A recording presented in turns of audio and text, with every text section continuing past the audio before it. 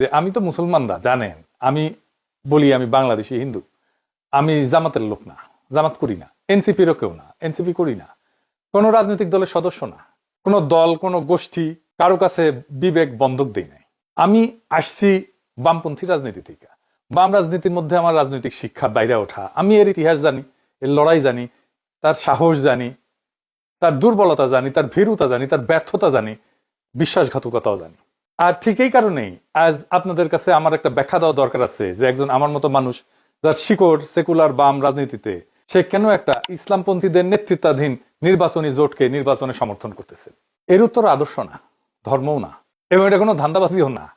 এর উত্তর হইল জুলাই। দুর্নীতির টাকায় চলা দল দুর্নীতিকে উচ্ছেদ করতে পারে না, অলিগারদের উপর নির্ভরশীল দল সংস্কার করতে পারে না। এই কারণে জামাত এনসিপি জোট কাঠামোগতভাবে আলাদা। বাস্তব সংস্কার কেবল তারাই করতে পারে যারা দুর্নীতিগ্রস্ত ব্যবসায়ী আর আমলাতন্ত্রের কাছে বাধা পড়ে নাই।